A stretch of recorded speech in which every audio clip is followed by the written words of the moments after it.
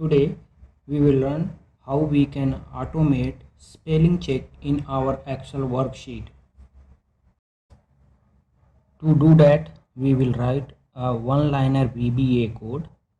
Right click on sheet name and select view code. Then select worksheet instead of general. Now we have our starting and ending code statement.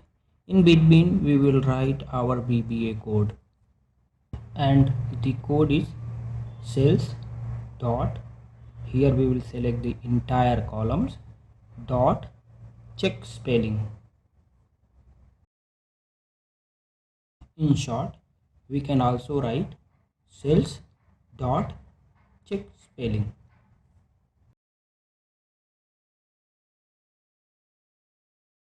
Now close the code window and done.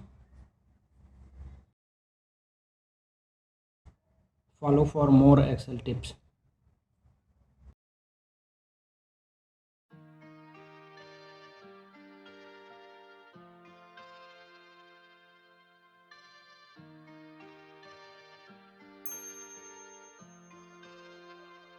Dime por qué te sorprende verme con alguien más. Tú te quedaste atrás y ahora otro me tiene.